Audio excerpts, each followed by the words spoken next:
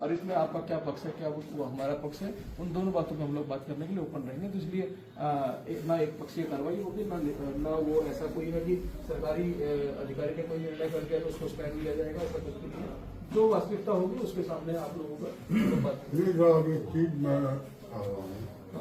जब उसको ध्वस्त कराना था तो पहले वहाँ बताया भी नहीं गया, चक्का भी कुछ नहीं किया गया। ये बात भी उस दिन जो विधायक जी आए थे, अफसर जी आए थे, उन्होंने भी ये बात बताई थी। मैंने कहा था क्योंकि जांच में दोनों ही बातें आएंगी, जो नेचर ऑफ लैंड है उसकी पोजीशन क्या है और साथ में जो कार्रवाई की गई है उसकी प्रक्रिया क्या अपनाई गई है, दोनों ही चीजें उसमें जांच का बिंदु हमने बनाया है। प्रक्रिया कोई नहीं अपनाई, सीधा जाकर ध्वस्त कर दिया तो बता दिए ना सर, कोई भी प्रक्रिया। अब ये जो प्रकरण पिछले 2-3 दिनों से चला है, आप लोगों ने देखा होगा कि एसडीएम सदर महोदय बिना किसी नोटिस के जाके ईदगाह को गिरा दिए हैं। कम से कम उनको उसकी जानकारी लेनी चाहिए थी। ईदगाह की जमीन अगर बंजर पे है, वो कह रहे हैं कि ईदगाह की जमीन अगर बंजर पे है तो बंजर पे तो बहुत कुछ बना हुआ है, इतनी घाई दिखाने की जरूरत नहीं थी। आप गाँव में आए, गाँव के लोग आपको बताएंगे। गाँव में जो प्राइमरी विद्यालय और जूनियर विद्यालय बना हुआ है वो भी किसी किसान की जमीन पे बना हुआ है। उन लोगों ने मौखिक रूप से ये कहा था कि हम ये जमीन दे रहे हैं जहाँ पे प्राइमरी विद्यालय और जूनियर विद्यालय बन जाए, इसके बदले में। हमेशा संदेश रहा इस इलाके के रहने वाले लोग, सारे लोग मिल करके हमेशा एक भाईचारा का संदेश हो, ईदगाह पढ़ते थे, नमाज पढ़ते थे, सारा कार्यक्रम होता था। आज तक इस स्थिति परिस्थितियों में कभी ऐसा नहीं हुआ।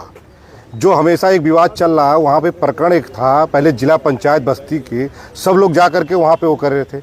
उन्होंने हाई कोर्ट गए, वहाँ से हार गए, फिर गांव के लोग सब लोग जा करके हाई कोर्ट से ला करके वहाँ से आदेश ले आए हैं। जो भी आदेश था इनके गांव के पक्ष की तरफ से था उस जमीन को लेकर के।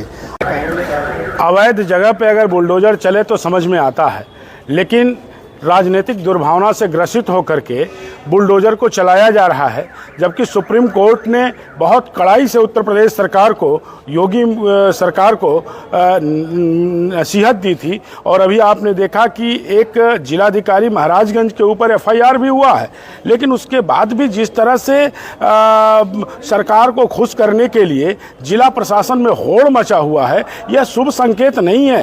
होली का त्यौहार है, ईद का त्यौहार है और रमज़ान का महीना चल रहा है। ऐसे समय में कौन जल्दीबाजी थी, कौन सी ऐसी आवश्यकता थी कि मस्जिद ईदगाह की उस बाउंड्री वाल को बुलडोजर चला के गिराया जाए? क्या मैसेज देना चाहता जिला प्रशासन? कौन इसका जिम्मेदार है? आज हम लोगों ने डीएम साहब से मिला है और हम लोगों ने आग्रह किया है कि जो भी इसमें दोषी हो उसके खिलाफ कार्रवाई करें, नहीं तो हम लोग हाई कोर्ट और सुप्रीम कोर्ट का रुख करेंगे और अवमानना की नोटिस देंगे इनको, और निश्चित रूप से जो अधिकारी इसमें जिम्मेदार हो उसको जेल भेजवाने का काम किया जाएगा। प्रदेश में सरकार का इशारा है अधिकारियों को कि नेता तो कुछ नहीं कर पा रहे हैं, जनता तो समझ चुकी है, चाहे हिंदू हो चाहे मुसलमान हो, ये समझ चुका है कि माहौल खराब करने का प्रयास किया जा रहा है। आप देख रहे हैं संभल से लेकर के संत कबीर नगर तक जिस तरह से अधिकारियों ने अब अपने हाथ में कमान ले लिया है, ये निश्चित रूप से आने वाले समय में उत्तर प्रदेश सरकार के लिए और उत्तर प्रदेश के अमन और चैन के लिए बहुत खतरनाक साबित होने जा रहा है।